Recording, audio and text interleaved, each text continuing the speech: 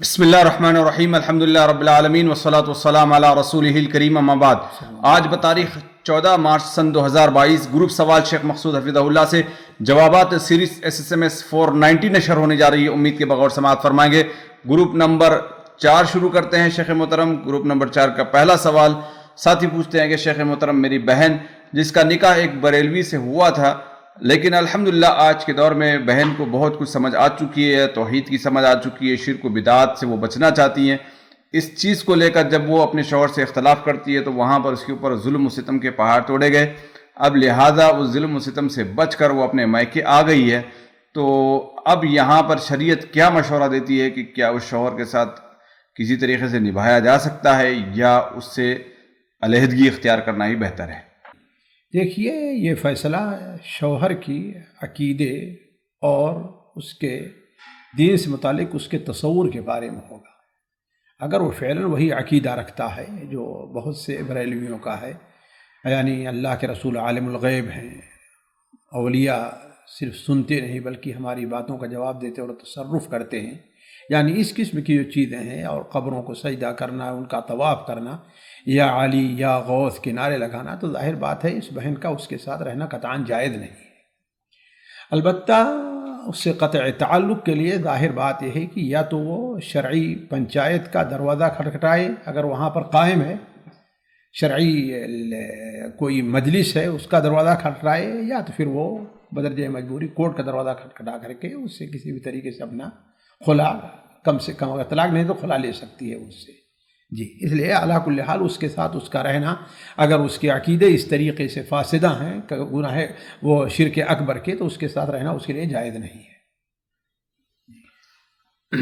جی، اگلا سوال ہے ساتھی پوچھتے ہیں کہ شیخ محترم، اگر دو دانتوں کے درمیان تھوڑا سا فاصلہ ہے تو کیا اس گیپ کو، اس فاصلے کو دور کیا جا سکتا ہے یا نہیں؟ ہاں، دیکھیے، اللہ کے رسول صلی اللہ علیہ وسلم نے، جیسے حضرت عبد بن مسعود کی حدیث ہے کہ اللہ کو لعنت بھیجی ہے واشمہ پر، مستوشمہ پر، اور آخر میں ہے المغیرات لخلق اللہ، اللہ کی تخلیق۔ اب دیکھیے، اگر وہ ایسا عیب نہیں ہے جسے فعلاً عیب کہا جاتا ہے، اس معنی میں کہ دانت کے جو کام ہیں اس کی وجہ سے اس میں خلل واقع اور رکاوٹ بن رہی ہے، تو محض صرف یہ ہے کہ جو فاصلہ ہے، اب یہ پر کروانا میں نہیں سمجھتا کہ یہ چیز جائز ہوگی۔ کیوں؟ اس لیے کہ اللہ کی تخلیق میں یہ تبدیلی کرنا ہے، لیکن وہ فعلاً ایسا فاصلہ ہے جیسے ایک دانت کا فاصلہ ہو جاتا ہے، یہ آدھے، کم سے کم آدھے دانت کا فاصلہ ہے، جو بالکل دیکھنے میں بہت بھونڈا لگتا ہے کہ نہیں ہے؟ دیکھیے، جہاں تک دیکھنے اچھا لگنے کا تعلق ہے، یہ لوگوں کے مزاج پر ہے۔ پہلے عورتیں کیا ہے، فاصلہ کراتی تھی تاکہ خوبصورت لگے، یہ دیکھیے مزاج، اور آج کیا ہے، وہ جو فاصلے ہے اس کو پر کروانا چاہتی ہے تاکہ خوبصورت لگے۔ تو یہ کیا ہے، ایک ماحول اور مزاج کا معاملہ ہے۔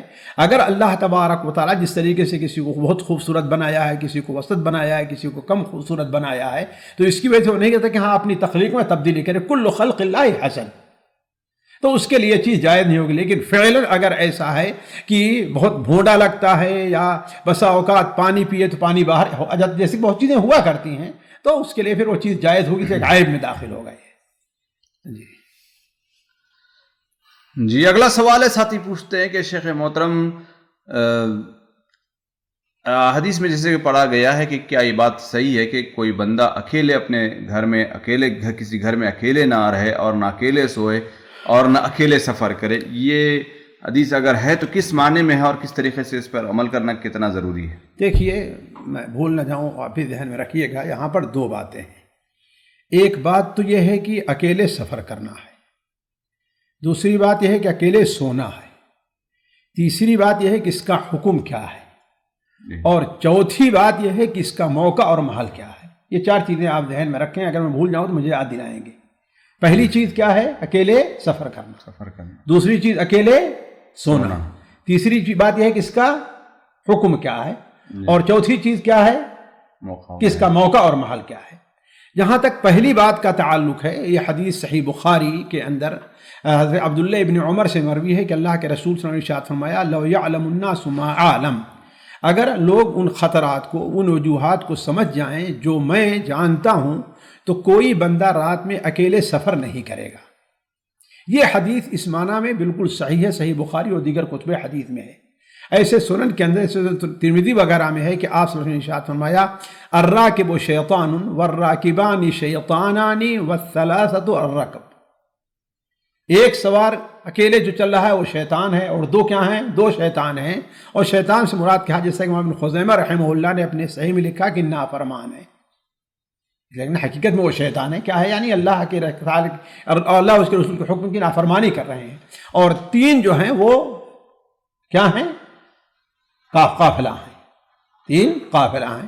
تو یہ جہاں تک اکیلے سفر کا تعلق ہے، شریعت نے فعلاً اس سے منع فرمایا ہے۔ دوسری چیز یہ ہے اکیلے سونا۔ اس بارے میں جو حدیث حضرت عبداللہ ابن عمر کی سنن معجم طبرانی میں، شاید مستدرک حاکم وغیرہ بھی مروی ہے کہ اللہ کے رسول صلی اللہ علیہ وسلم نے ارشاد فرمایا کہ آپ صلی اللہ علیہ وسلم نے جو ارشاد فرمایا کہ آپ نے بلکہ منع فرمایا اکیلے سفر کرنے سے اور اکیلے گھر میں سونے سے۔ اس حدیث کے اوپر اہل علم کا کلام ہے، اس لیے کہ جس راوی نے حضرت عبداللہ ابن عمر سے نہیں، حضرت عبداللہ ابن عمر سے یہ حدیث نہیں ہے، علا کل حال جس راوی نے، ہاں یہ حدیث جو ہے علماء کہتے ہیں کہ یہ شاذ ہے۔ کیا ہے یہ؟ شاذ۔ طبرانی کے اندر یہ روایت ہے، اور کیا ہے؟ طبرانی اوسط میں ہے، مجھے یاد ہے کہ طبرانی اوسط میں ہے، اور یہ الفاظ میں اکیلے سونے کے بارے میں شاذ ہے۔ اسے مسند احمد کے محققین نے اس حدیث کو شاذ کرا دیا ہے۔ علامہ البانی رحمہ اللہ نے الصحیحہ میں اسے مجموع طرق اور آثار کی بنیاد پر اسے صحیح حسن قرار دیا ہے۔ تو اس لیے اہل علم کا حکم بھی سونے کے بارے میں مختلف ہے کہ آیا اس کا حکم سفر کا ہے یا اس سے مختلف ہے۔ اس لیے جن علماء کے نزدیک ایک حدیث ثابت نہیں ہے وہ سونے کا حکم اس کے ممانعت اس میں نہیں ہے، اور جن کے نزدیک ثابت ہوئی خاص حضرت عمر فاروق رضی اللہ تعالیٰ عنہ سے، جیسے کہ علامہ البانی نے صحیحہ میں نقل کیا کہ وہ کہتے ہیں، انہوں نے منع فرمایا ہے کہ کوئی آدمی گھر میں اکیلے سوئے، اور منع فرمایا۔ تو اس سے معلوم ہوتا ہے کہ راجح قول یہ ہے کہ اکیلے آدمی کو سونا بھی نہیں چاہیے، لیکن یہ بات ذہن میں رہے کہ سفر کا معاملہ اقویٰ ہے کس کے معاملے میں؟ اکیلے سونے کے معاملے میں۔ صحیح بخاری میں جو ہے اس میں سونے کا لفظ نہیں ہے، اس لیے بعض علماء نے اسے شاذ قرار دیا ہے۔ اب آتے ہیں دونوں کے حکم کی طرف۔ یہ حکم حرمت کے معنی میں نہیں ہے، بلکہ یہ حکم جو ہے وہ کراہت چاہے تحریمی ہو اس کے معنی میں ہو، ہے کہ نہیں ہے؟ یعنی ایسا کرنا انسان کے لیے جائز نہیں، اگر کوئی ضد کرتا ہے، اڑتا ہے، تو یعنی شریعت کے حکم کو مقابلے میں یہ ضد ہوگی، گویا کہ وہ اس ناحیے سے اس گنہگار ہوگا۔ لیکن اصل مسئلہ کے لحاظ سے اب آتے ہیں چوتھی بات کی طرف کہ اس کا موقع اور محل کیا ہے۔ اصل میں اس کا موقع اور محل یہ ہے کہ انسان ایک ایسے گھر میں سوئے کہ پورے گھر میں کوئی نہیں ہے، پورے گھر میں کوئی ہے ہی نہیں۔ اب ظاہر بات ہے یہ حادثات بہت سے پیش آئے ہیں کہ انسان سویا اور سویا ہی رہ گیا۔ ابھی ماضی قریب کے اندر آپ کے ریاض میں ہے کہ ایک آدمی اکیلے رہتا تھا، 3 دن 4 دن 5 دن دیکھا اس کا کمرہ یا گھر نہیں کھلا تو لوگ پریشان ہوئے، آتے بدبو تک دروازہ توڑ کے نکالا تو مردہ پڑا ہوا تھا۔ اور اسی طریقے سے دیکھیے بہت سے ایسے گناہ ہوتے ہیں جو انسان لوگوں کے سامنے نہیں کرتا لیکن تنہائی میں کرتا ہے۔ مثال کے طور پر استمنا ہے کہ نہیں؟ اب اگر لوگوں کے ساتھ رہے تو یہ کام ہوا، ایسے بہت سے گناہ کمرے کے اندر ہو سکتے ہیں، جیسا کہ آپ سمجھ سکتے ہیں لوگ، ہے کہ نہیں؟ تو اس وجہ سے شریعت نے اسے اکیلے سونے سے منع فرمایا۔ اور اکیلے سفر سے مراد علماء کہتے ہیں وہ سفر ہے جو صحاری کے اندر بیابان میں ہوا کرتا جہاں کوئی نہیں رہا کرتا تھا، لیکن آج کل جہاں پر روڈ بالکل عام چل رہا ہے تو یہ اکیلے سوار ہے، اکیلے مسافر نہیں ہے۔ فرق سمجھے نا؟ اس لیے کہ ادھر سے گاڑی جا رہی، ادھر سے آ رہی، وہ جا رہی، ساری گاڑیاں آ جا رہی ہے نا، تو یہ اکیلے سوار تو ہے لیکن اکیلے سفر نہیں کر رہا ہے، یا جہاز پر سفر کر رہا ہے، ٹرین پر سفر کر رہا ہے۔ یہ الگ چیز ہے کہ اگر کوئی آدمی ساتھ رہتا ہے تو اس کا بہت بڑا فائدہ رہتا ہے، لیکن اکیلے ہم اس کے اوپر حکم نہیں لگائیں گے کہ یہ چیز جو ہے ناجائز اور حرام ہے، تو علماء نے اس کو اسی چیز کے اوپر محمول کیا ہے۔ اب اگر کوئی آدمی ہے، ایک پوری بلڈنگ لیا ہے، ایک کمرہ یہ ہے، ایک کمرہ یہ ہے، ایک کمرے میں سو رہا ہے اور خصوصاً اپنا دروازہ نہیں بند کرتا ہے، اور ساتھیوں سے اپنا ہے کہ اس کو جگاتے ہیں، وہ کرتے ہیں، تو اس میں انشاءاللہ کوئی حرج کی بات نہیں۔ یہ حکم سونے کے ساتھ رہنے پر بھی یہی حکم بنتا ہے یا صرف سونے کے لیے چیز؟ نہیں، اصل کیا سونے میں خطرات وغیرہ کا مسئلہ رہتا ہے. آدمی بسا اوقات سویا اور سونے میں کوئی حادثہ پیش آ گیا، کوئی بچانے والا اسے نہیں ہے. ہمارے ایک رشتہ دار ہیں، وہ اپنا اکیلے کمرے میں سویا کرتے تھے، تھوڑا سا سخت مزاج کے تھے کہ لوگ جلدی ان کو جگاتے نہیں تھے. نتیجہ یہ ہے کہ پتہ نہیں کب ان کے اوپر ہارٹ اٹیک ہوا کہ وہ اب پڑے رہ گئے. لوگوں نے سمجھا کہ نماز پڑھ کر کے آگے سو گئے ہیں، آج اٹھے نہیں ہیں. 1 گھنٹہ 2-3 گھنٹہ گزرے، دیکھیں کہ وہ اپنا لٹکے ہوئے ہیں. تو اس قسم کے جو حادثات پیش آتے ہیں، اس وجہ سے اہل منع کرتے ہیں اس کو. اگلا سوال ہے، ساتھی پوچھتے ہیں کہ شیخ محترم گھر کے قریب تقریباً برابر فاصلے پر 2 مسجدیں ہیں، ایک میں مستقل امام ہے اور دوسرے میں کوئی نہیں ہے بلکہ وہاں کے قریب کے رہنے والے لوگ نماز پڑھاتے ہیں، تو کیا میں جہاں پر مستقل امام نہیں ہے وہاں پر اگر نماز پڑھوں تو کوئی حرج تو نہیں؟ بھائی دیکھیے، مستقل امام کا مسئلہ نہیں ہے، یہ کہیے مستقل جماعت نہیں ہے تو الگ مسئلہ ہے. اگر لوگ آتے ہیں، کوئی بھی جماعت نماز پڑھائے تو کوئی حرج نہیں. معلوم ہو کہ جماعت ہو رہی آپ کے لیے، دونوں حکم کیا ہو برابر ہوگا اور دونوں ثواب ایک ہوگا آپ کے لیے. اصل مسئلہ کیا ہے؟ جماعت کا ہونا ہے، نہ کہ مستقل امام کا ہونا ہے. ہمارے یہاں بہت سی مسجدیں اس میں کوئی مستقل امام نہیں ہے، خاندان کوئی آدمی پڑھا دیا کرتا ہے نا. تو اصل اعتبار کس چیز کا ہے؟ وہاں پر جماعت کے قیام کا ہے. جی. اور ویسے بھی آپ وہاں پر جائیں، آپ کے وجہ سے ہو سکتا ہے کہ اور جماعت اس میں قائم ہو جائے، ورنہ آپ ایسے کریں اور دوسرا کرے تو کوئی ارے یہاں کوئی نماز پڑھانے والا نہیں، تو مسجد کیا ہو جائے گی؟ ویران ہو جائے گی. تو آپ کی وجہ سے مسجد کے اندر جماعت قائم ہو، اگرچہ کوئی مستقل امام نہیں، اس کا اجر بھی آپ کو مل سکتا ہے.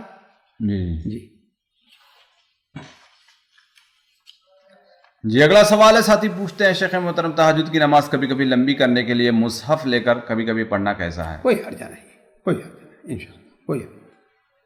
اس لیے کہ جس کو قرآن یاد نہیں ہے، حفظ نہیں ہے، اس کے لیے جو ہے حضرت عائشہ رضی اللہ عنہ کا عمل جو صحیح بخاری میں معلقاً مروی ہے اور ابن نصر مروزی وغیرہ نے اپنی کتاب قیام اللیل میں نقل کیا ہے، وہ اس سلسلے میں انشاءاللہ حجت ہے.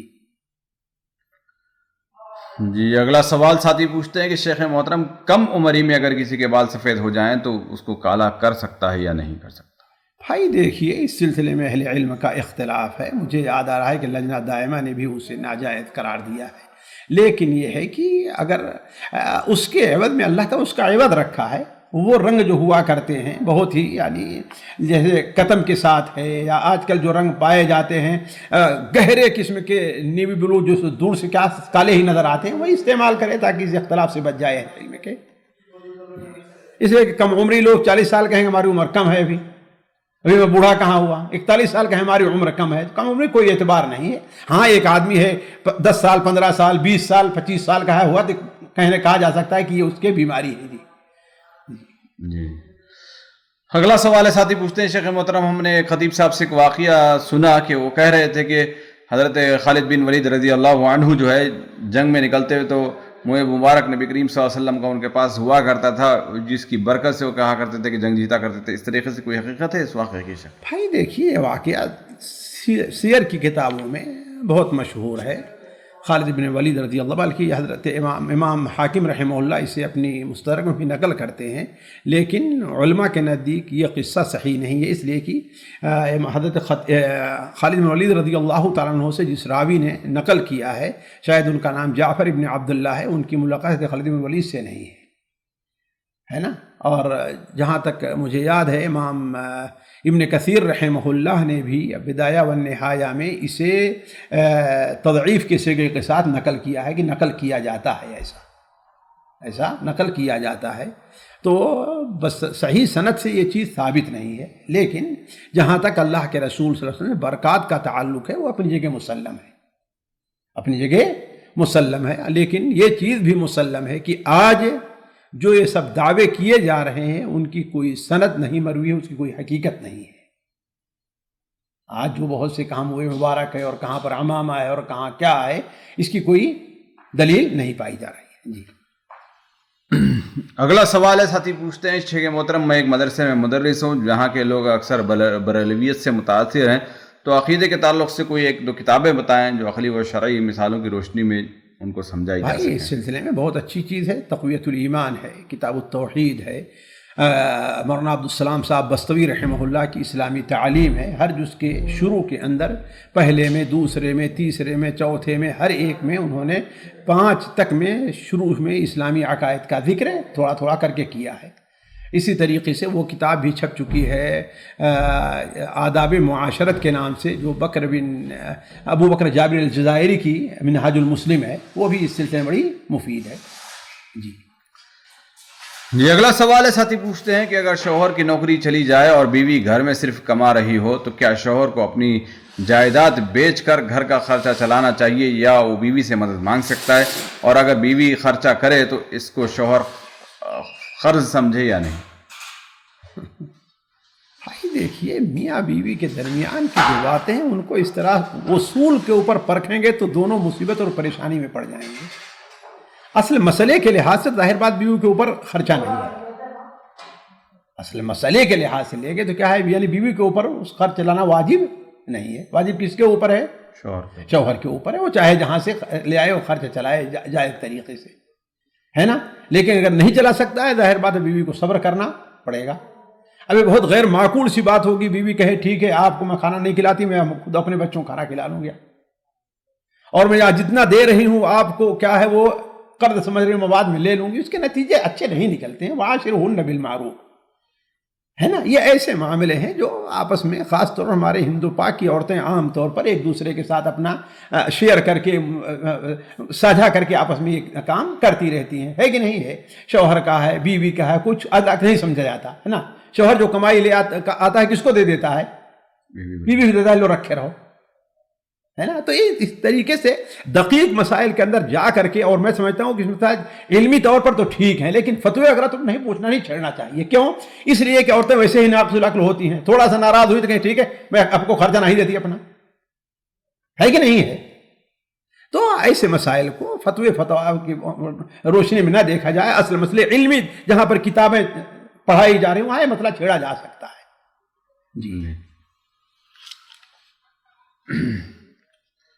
اگلا سوال ہے، ساتھی پوچھتے ہیں کہ شیخ محترم، یورپ میں ونٹر اور سمر میں 1 گھنٹے کا کچھ فرق ہوتا ہے۔ سوال ان کا یہ ہے کہ جب جہاں پر 1 گھنٹہ کم کر دیا جاتا ہے تو ڈیوٹی سے آنے میں ان کو تاخیر ہوتی ہے، اور وہاں پر وضو کرنے وغیرہ کی جگہ بھی نہیں ہوتی ہے، یا واش روم کی جگہ بھی نہیں ہوتی۔ گھر جا کر جب مسجد پہنچتے ہیں تو جماعت ختم ہو جاتی ہے تو ظہر کی نماز پڑھتے ہیں، تو کیا حکم بنتا ہے شیخ ان کے لیے؟ بھائی نہیں، دیکھیے جمعہ کی نماز انہیں پڑھنی ہے، ہر حالت میں پڑھنی ہے، چاہے آدھا گھنٹہ 1 گھنٹہ اپنی ڈیوٹی سے پہلے نکل آئیں، اتنی اپنی تنخواہ کٹائیں، کوئی حرج نہیں۔ اور میں سمجھتا ہوں کہ یہ آسان ہے، اپنا آدھا گھنٹہ ہفتے میں 1 دن دے دینا، کوئی مسئلہ نہیں ہے۔ ایک چیز، دوسری صرف وضو کا جہاں تک مسئلہ ہو، ضرورت استنجا وغیرہ کرنا اپنی وہاں پر کر سکتے ہیں، ہے کہ نہیں؟ جہاں تک وضو کا مسئلہ ہو، صرف 1 بٹن اتنا بڑا پانی وضو کے لیے کافی ہے، کہیں بھی بیٹھ کر کے انسان وضو کر سکتا ہے۔ تو اس قسم کی چیزیں، یعنی جو آسان چیزیں اس کو مشکل نہ بنایا جائے۔ جی اگلا سوال ہے، ساتھی پوچھتے ہیں کہ شیخ محترم، نماز ہمارے والد جو ہے نہ نماز پڑھتے ہیں، نہ جمعہ کی نماز پڑھتے ہیں، نہ رمضان کے روزے رکھتے ہیں، تو ان کے ساتھ کیا برتاؤ کیا جائے؟ سمجھانے پر سمجھتے بھی نہیں۔ تو آپ کیا کر سکتے ہیں؟ ان کو اپنے گھر سے نکال نہیں سکتے، ہے کہ نہیں ہے؟ ان کے ساتھ اپنے باپ جیسا تعلق رکھیں، اور دلی طور پر ان سے نفرت ہو کہ آپ کا یہ عمل شریعت کے خلاف ہے، بلکہ یہ کہا جائے اگر اتنی حد تک لاپرواہی کہ وہ جمعہ تک نہیں پڑھتے ہیں تو خطرہ ہے کہ کافر نہ ہو جائیں۔ جی اگلا سوال ہے، ساتھی پوچھتے ہیں کہ شیخ محترم، اگر کوئی مسئلہ ایسا آ جائے کہ کہیں پر طلاق کی کچھ ایسی باتیں ہو جائیں اور شوہر اور بیوی کو دونوں کو یاد نہیں کہ اس وقت طلاق کے الفاظ نکلے تھے یا نہیں نکلے تھے، تو اس طلاق کو طلاق مانا جائے گا یا نہیں؟ احتیاط کا تقاضا ہے کہ اس کو ایک طلاق تسلیم کی جائے گا، ہے کہ نہیں؟ اس لیے کہ آپ اس کو الغا کر دیں اور ہوا ہو پھر بعد میں 2 دیں تو احتیاط کا تقاضا ہے، اس سے ایک طلاق شمار کی جائے، اور آئندہ دونوں احتیاط برتیں۔ جی اگلا سوال ہے، ساتھی پوچھتے ہیں شیخ محترم کہ جیسے کہ قرآن مجید میں جہاں پر آیات میں آیا ہے کہ کوئی حرام چیز ہے اس کا اختیار کرنا، جیسے خنزیر کا گوشت وغیرہ، یہ کھانا جائز نہیں ہے، لیکن اللہ رب العالمین فرماتے ہیں کہ اگر مجبوری میں اگر کوئی کھا لے تو اللہ رب العالمین معاف کرنے والے ہیں۔ سوال یہاں پر یہ پیدا ہوتا ہے کہ اگر کوئی مر رہا ہو، جیسے کہ یا کسی غیر اللہ کے سامنے سجدہ کرنے کی بات ہو، تو یہاں پر کوئی اگر عزیمت کا پہلو اختیار کر کے یعنی خنزیر کا گوشت نہ کھائے یا کوئی حرام چیز نہ کھائے، نہ کسی غیر اللہ کے سامنے سجدہ کرے، اور وہ قتل کر دیا جاتا ہے یا مر جاتا ہے، تو اس موقع پر کیا ہوگا اس کا حکم؟ دیکھیے دو چیزیں ہیں. ایک چیز یہ ہے کہ جیسے خنزیر کھانا ہے، شراب پینا ہے یا مردار کا ہے، اس کا جہاں تک تعلق ہے ایسی صورت میں اس کا کھانا جائز ہے، اس کا کھانا جائز ہے.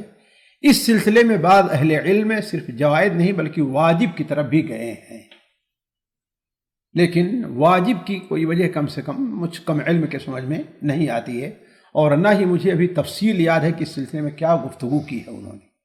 لیکن عموماً اہل علم کہتے ہیں کہ جائز ہے، حلال ہے، اس کا مطلب واجب نہیں ہے. اگر کوئی آدمی نہ کھائے تو ٹھیک ہے، اس کے لیے یہ بھی اس کے لیے جائز ہے. لیکن اس سلسلے میں اگر تھوڑی سی تفصیل رکھی جائے کہ یہ دیکھا جائے کہ اس کا صرف اکیلے کا معاملہ ہے یا اس کے مر جانے سے اس کے پیچھے چھوٹے چھوٹے بچے اور بہت سی چیزیں ہیں، ہوتا ہے نا، صرف اکیلے کا معاملہ نہیں ہے. تو ایسی صورت میں میں سمجھتا ہوں کہ اس کے لیے بہتر یہی ہے کہ وہ کھا لے. البتہ جہاں تک سجدے کا تعلق ہے، کسی کو یا جو ہے کلمہ کفر کا تعلق ہے، تو یہ رخصت ہے، یہ عزیمت نہیں ہے. یہ کیا ہے؟ رخصت ہے، عزیمت نہیں. یعنی رخصت پر عمل کرنے تو جائز ہے، اور نہ عمل کرے تو بہتر ہے، اس کے لیے وہ شہید مانا جائے گا. یعنی ایسے نہیں کہ گنہگار اللہ تعالیٰ نے تو اجازت دی نہیں ایسے نہیں. اس قصہ مشہور ہے وہ جو اصحاب اخدود والا، تو عزیمت پر عمل کیا. ایسے حضرت بلال نے عزیمت پر عمل کیا یا نہیں عمل کیا؟ حضرت بلال نے ہے کہ نہیں؟ مکھی پیش کرنے والا واقعہ. جی مکھی. تو عزیمت یہ ہے کہ انسان، اس لیے کہ انسان کے لیے سعادت کی بات ہے کہ وہ شہید ہو جائے. تو یہاں پر بیک گراؤنڈ دیکھا جائے گا نہیں؟ یہاں پر اگر دیکھے تو یہ اس کے لیے کیا ہے، جائز بسا اوقات بہتر بھی ہو سکتا ہے، اس لیے کہ اس کے پیچھے بہت سے ایسے مسائل ہیں جن کی تربیت کرنی ہے، جو لوگ ایسے ہیں، ورنہ کوئی اب ان کا مربی نہیں رہ جائے گا، ہے کہ نہیں؟ یا یہ کہ اس کا فائدہ صرف اور ہے اور لوگوں کا فائدہ نہیں ہوگا. جیسے اس بچے نے، اس کا کتنا بڑا فائدہ ہوا کہ پورا گاؤں، پورا علاقہ مسلمان ہو گیا. تو اس میں یہ دیکھا جائے کہ تو انشاءاللہ بہتر آدمی بہتر کا پہلو ہوگا. لیکن اگر وہ قتل کر دیا جائے تو وہ شہید مانا جائے گا انشاءاللہ.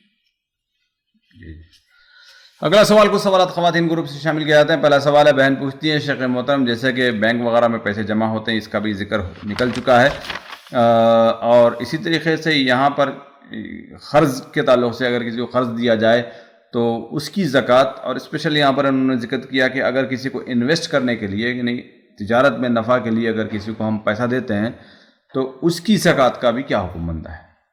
بھائی آپ قرض دے رہے ہیں، چاہے کسی کی ضرورت پوری کرنے کے لیے دے رہے ہیں، کسی کو انویسٹ کرنے کے لیے، ہر صورت میں یہ دیکھا جائے گا کہ وہ کیسے آدمی کو آپ زکوٰۃ دے رہے ہیں. آیا موسر ہے یا معسر ہے؟ یعنی وہ پیسے والا ہے کہ جب آپ چاہیں گے تو آپ کو مہینہ 2 مہینہ آپ کو واپس کر دے گا. آپ کی ضرورت پر آپ کو پیسہ مل جائے گا تو اس کی زکوٰۃ دینی ہے. لیکن ایسا ہے کہ آپ کی ضرورت پر وہ پیسہ آپ کو نہیں ملے گا. یہ تو قرض کے بارے میں ہوا.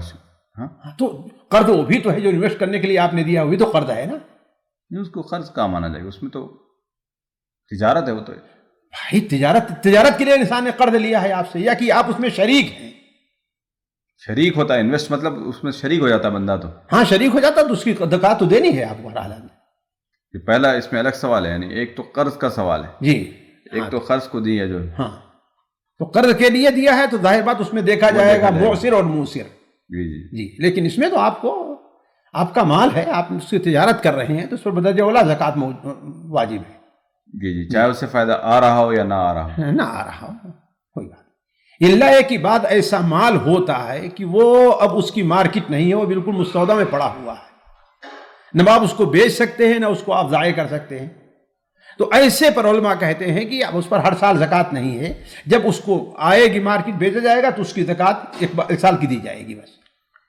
جی جی، اس میں بھی بسا اوقات ایسے بھی ہوتا ہے کہ کسی کو دیا گیا ہے پیسہ اور وہاں پر وہ جام ہو چکا ہے، نہ اس کا فائدہ آ رہا ہے اور نہ ہی وہ واپس آ رہا ہے، تو یہ بھی وہ قرض کی شکل میں لیکن وہ چل رہا ہے کہ نہیں چل رہا ہے؟ بند ہے وہ تو بالکل بند ہے، ظاہر بات ہے، قرض نہیں، وہ تو اس کا اپنا مال ہے، نہیں، پیسہ تو کسی کے پاس کسی کو دے دیا گیا پیسہ، بھلے سے دیا ہے لیکن کس لیے دیا ہے؟ بطور قرض کے دیا ہے یا بطور تجارت کے لیے دیا ہاں، ہے۔ تو پھر اس کا مطلب آپ کا مال مانا جائے گا وہ۔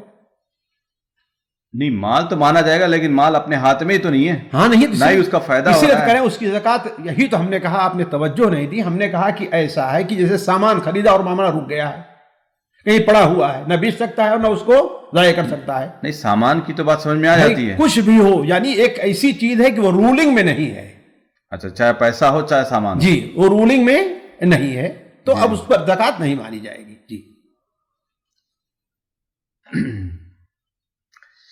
جی، اگلا سوال ہے، ساتھی پوچھتے ہیں کہ والد کا فنکشن حال ہے اور ان کا انتقال ہو گیا، 1 سال کے بعد بھی یعنی وراثت تقسیم نہیں ہوئی، اب وہاں پر بھائی نے کچھ اپنے پیسے اس میں ڈال کر جو انکم تھی فنکشن حال وغیرہ کی اس کو لے کر ایک زمین خرید رہے ہیں۔ سوال یہاں پر یہ پیدا ہوتا ہے کہ کیا جو زمین خریدی جا رہی ہے اس میں بھی بھائی اور بہنوں کا حصہ رہے گا یا نہیں رہے گا؟ اگر وہ پیسہ یا اس میں کا اکثر پیسہ اسی فنکشن ہال کا کمایا ہوا ہے تو ہر ایک کا حصہ اس پر ہے جی، اور اگر جو ہے اس نے اپنے پیسے لگائے ہیں اس کو نہیں لگائے ہیں، ظاہر بات بھائی کا ہے۔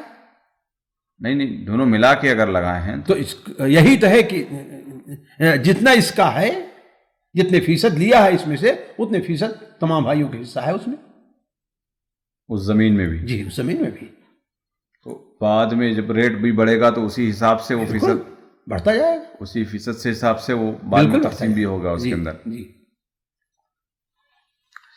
اگلا سوال ہے، بہن پوچھتی ہیں کہ شیخ محترم، ایک بہن ہے جن کی نماز جہاز کے دوران ظہر اور عصر جانے انجانے میں قضا ہو گئی، اب یہ بہن اب اس کو کس ترتیب کے ساتھ ادا کریں گی؟ جس ترتیب سے چھوٹی ہے اس ترتیب سے ادا کر لے، جی، چاہے ملک ادھر سے ادھر بدل جائے، بھلے سے اب چاہے جیسے ظہر کی چھوٹی ہے، عصر کی، مغرب اور عشاء کی، تو پڑھنے جائیں تو سب سے پہلے ظہر پڑھیں، عصر پڑھیں، مغرب پڑھیں، پھر عشاء کی نماز پڑھیں۔ جی اگلا سوال ہے، بہن پوچھتی ہیں شیخ محترم، تہجد 2 کر کے پڑھنی چاہیے یا 4 بھی پڑھی جا سکتی ہے؟ پڑھی جا سکتی ہے، بعض علماء کے نزدیک جیسے امام نووی، امام علامہ البانی رحمہ اللہ وغیرہ ہیں، لیکن اصل ہے کہ صلاۃ اللیل مثنا مثنا، صلاۃ اللیل مثنا مثنا۔ حضرت عائشہ رضی اللہ عنہ کو اس حدیث سے شبہ ہوتا ہے، اشارہ ملتا ہے کہ آپ نے 4 پڑھی، صلی اربعا فلا تسأل عن حسنہن وطولہن، جو صحیح بخاری میں ہے، لیکن یہ صریح نہیں ہے، اور یہ حدیث اس بارے میں صریح ہے کہ صلاۃ اللیل مثنا مثنا۔ جی، اگلا سوال ہے، بہن پوچھتی ہیں شیخ محترم، ہم کسی کی شادی میں زکوٰۃ کے پیسے سے زیور خرید کر دے سکتے ہیں یا نہیں؟ بھائی دیکھیے، اس سلسلے میں احتیاط کو ہمیشہ مد نظر رکھا جائے کہ زکوٰۃ جس شکل میں ہے وہ اسی شکل میں دے، پیسے کی شکل میں دے، وہ جا کے زیورات خرید لیا۔ ایک تو سامان خریدنا، میرے بھائی دیکھیے، آپ لوگ جو ہے بسا اوقات جو ہے توجہ نہیں دیتے، اصل چیز یہ ہے کہ آپ وہ دیں گے کیا؟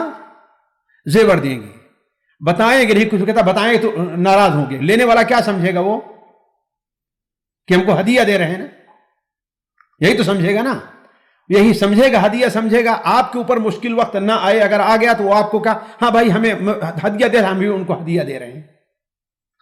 نہیں، اگر کسی کو بتا کر دے دیا جائے، بتا کر کے تو پھر کیوں زیور دیا جائے؟ پیسہ دے دیا جائے اس کو کہ لو بھائی سے زیور بنوا لو، ہو سکتا ہے اس کو زیور دیا کسی اور چیز کی ضرورت ہو۔ نہیں، یہ تو بات آپ کی اس میں تو آتی ہے کہ کوئی سامان دینا ہے تو چلو، لیکن پیسہ اور سونا ایک ہی چیز تو ہے بھائی سونا نہیں، ٹھیک ہے، ہم سونے کی شکل میں زیور کیوں دیں؟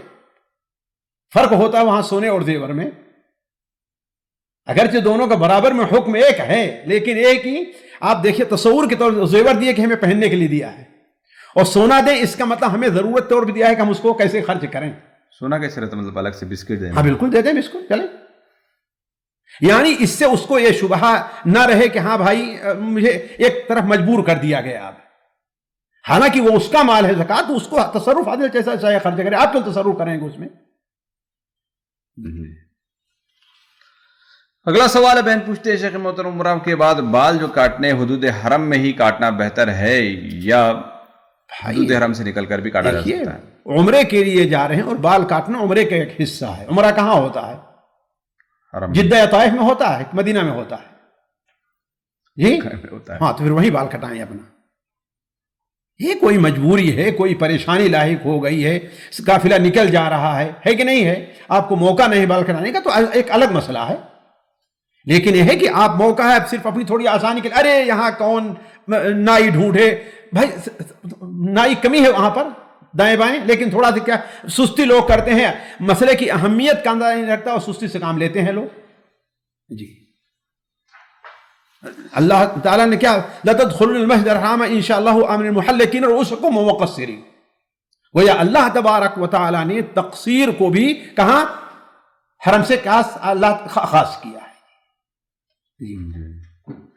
یعنی اگر کوئی اگر بھول کر چلا جائے، دیکھیے بھول چوک تو یہ ایک الگ مسئلہ ہے، واپس آنا ضروری ہے اس کا؟ نہیں انشاءاللہ ضروری نہیں ہے، جہاں یاد آئے وہ کر لے. جی. اگلا سوال ہے، ساتھی پوچھتے ہیں، بہن پوچھتی ہے کہ شیخ محترم اگر کوئی شوہر گندی گالیاں دے اور بد چلنی کا الزام لگائے تو کیا کرنا چاہیے اسلام کی نظر تو اس کو قاضی کے سامنے پیش کر کے اس کے اوپر جو ہے کوڑے لگوائیں 80. والذین یرمون ازواجہم ولم یکن لہم شہداء الا انفسہم فشہادۃ احدہم 4 شہادات باللہ، ہے کہ نہیں ہے؟ یا تو پھر بد چلنی کا جائے تو لعان کرے اس کے ساتھ، اور لعان نہیں کرتا ہے تو اس کے اوپر 80 کوڑے لائیں گے. والذین یرمون المحصنات ثم لم یأتوا بأربعۃ شہداء فجلدوہم 80 جلدہ. یہ کوئی معمولی چیز نہیں ہے. ہمارے ہاں بعض شوہر ظالم قسم کے جو ہوتے ہیں، اس طریقے سے بعض عورتیں بھی، یہ بہت بڑا ظلم ہے. معاملے کی خطرناکی کو سمجھیں کہ اللہ تعالیٰ نے اس کے اوپر 80 کوڑے رکھے ہیں. بد چلنی کا، کسی اوپر زنا، یہ الزام لگانا معمولی چیز نہیں ہے، اس کی عزت کا معاملہ رہتا ہے. جی جی. اگلا سوال ہے، بہن پوچھتی ہیں شیخ محترم اگر کوئی عورت ہے، اسے کمانے والا کوئی نہیں، یعنی باپ بھائی شوہر کوئی نہیں ہے، اگر اکیلی عورت کماتی ہے تو کیا اس کے اوپر عید الاضحیٰ کے موقع پر قربانی واجب ہے یا نہیں؟ بھائی دیکھیے میری بہن، یہ سمجھے کہ یہاں مسئلہ کمانے نہ کمانے والے کا نہیں ہے، اصل مسئلہ اپنی استطاعت کا ہے. مَنْ وُجِزَ سَاعَةً وَلَمْ يُضَحِّ، یعنی اصل چیز قربانی کی اہل ساعت کے اوپر، یعنی اس کے پاس گنجائش ہے. جب وہ بیچارے کے پاس گنجائش نہیں ہے تو کوئی حرجہ نہیں اس کے اوپر. جیسے اس کا حکم ہے ویسے مرد کا حکم ہے. جی یعنی ہر ایک کے لیے حکم ہے، یہ مرد عورت سب کے لیے، مرد عورت ہر ایک کے لیے حکم ہے. لیکن یہ ہے کہ گھر میں جو ذمہ دار ہے وہ اپنی طرف سے کل سب طرح سے پورا ہو جائے گا. اگر کوئی مرد نہیں، اس کا مطلب ذمہ دار کون ہوئی؟ عورت ہوئی گھر کی. جی. اگر اس کے پاس اتنی استطاعت ہے، جیسا کہ کہہ رہی ہیں، اس کا مطلب استطاعت نہیں ان کے اوپر، جی. تو نہ کریں قربانی. اگر مرد اور عورت دونوں استطاعت رکھتی ہیں اور مرد نہیں کرتا ہے تو اسی صورت میں عورت کے اوپر واجب ہوگی؟ عورت کے اوپر واجب تو میں نہیں کہہ سکتا، لیکن یہ ہے کہ بہتر ہے کہ اپنی طرف سے کر لے. اپنی طرف سے؟ ہاں ظاہر بات، اپنی طرف سے کرے، اپنا پیسہ ہے تو. یہ جیسے شوہر کے پیسے سے سارا گھر ہو جاتا ہے، عورت اگر کرے تو اپنی طرف سے کرے. پورا گھر اس میں نہیں آئے گا. وہ نیت کر لے سب پورے گھر کی. نیت کا معاملہ بہت وسیع ہے، اللہ تعالیٰ اجر بہت وسیع ہے، لیکن اصل اسی کے نام سے ہوگی. نہیں، شریعت کی روح سے ایسا، جی یعنی اسی کے نام سے ہوگی. یعنی صرف اسی کے نام سے جی ہوگی. جی پورے اہل خانہ کی نیت کر لے وہ. جی نہیں، اگر اہل خانہ کی نیت کر لے تو کافی ہو جائے گا، یا اہل خانہ بھی اس محروم ہو جائیں گے؟ پوچھنا ظاہر بات ہے اجر تو ملے گا، لیکن اصل قربانی سے محروم رہے گا نا وہ شوہر. لیکن جہاں تک اس کے اجر کا تعلق ہے، اللہ تعالیٰ کا معاملہ بہت وسیع ہے. اللہ تعالیٰ جس میں بات تو یعنی شوہر کا فائدہ بیوی کو آئے گا. اللہ کے بندے ہر ایک کو پہنچے گا، لیکن مسئلہ یہ ہے کہ اگر اس کے پاس استطاعت نہیں تو اس کے واجب تو ہے نہیں. جی. اس کے پاس واجب ہے نہیں، لہذا عورت کرتی ہے اور اسے اختیار ہے کہ اپنے اجر میں اس کو بھی شریک کر لے، تو کوئی حرج نہیں ہے. لیکن اگر اس کے پاس استطاعت ہے تو اس سے وہ بریء ذمہ نہیں ہوگا. وہ اگر استطاعت ہے تو اس سے وہ بریء ذمہ نہیں ہو سکتا ہے. لیکن عورت ہو سکتی ہے. عورت ہو جائے گی، اس لیے کہ عورت کی ذمہ داری اس کے اوپر ہے اور عورت کے اوپر اس کی ذمہ داری نہیں ہے. جی. یعنی عورت اگر استطاعت رکھتے ہوئے بھی اگر شوہر اس کی قربانی کر دیتا ہے ہاں گھر میں تو پھر عورت کے لیے ضروری نہیں ہے، لیکن شوہر کے لیے لیے کہ احناف کے ہاں ضروری ہے. جی. جی اگلا سوال ہے، بہن پوچھتی ہے کہ شیخ محترم اگر کوئی عورت اگر تھائرائڈ ہے یا شوگر ہے، یعنی بہت ساری بیماریوں کی اگر شکار ہے، تو ایسی صورت میں اگر وہ بچے بند کروانا چاہتی ہے تو کیا حکم بنتا ہے؟ بھائی کیا اب بچے کا پیدا ہونا اس کی جان کے لیے خطرہ ہے اور اسے اب امید نہیں کہ شفا یاب ہوگی، وہ احتیاطات کرے، بہت سے آج کل احتیاط کے پہلو ہیں، اور بند نہ کروائے۔ جی شیخ، یہاں پر بہت زیادہ سوالات آتے ہیں اس سلسلے کو لے کر کہ عورت کو تکلیف ہو رہی، تکلیف کا معیار کیا ہے شیخ؟ کتنی تکلیف کو عورت برداشت کرنے کی متحمل ہے؟ جتنی تکلیف عام عورتوں کو ہوا کرتی ہے، عام عورتوں کو ہوا کرتی ہے، وہ ہر 2 سال کا 3 سال کا وقفہ رکھے، بس اس سے آگے نہیں، اس سے آگے ٹھیک ہے جی رکھے، لیکن تکلیف بھائی تکلیف کہاں؟ تکلیف تو اللہ نے کہا جس کو درد ذہ میں جو مر گئے اس کو شہادت ملی، اس کا مطلب کیا ہے؟ یہاں تک معاملہ ہے، اب کہ وفات تک ہو جائے۔ روزانہ الٹی ہو رہی ہے، گلوکوز چڑھایا جا رہا ہے، تو ہاسپٹل ہی روزانہ ہر 3 دن میں، یہ مہینے 2 مہینے تک رہتا ہے، پورے سال نہیں رہا کرتا ہے۔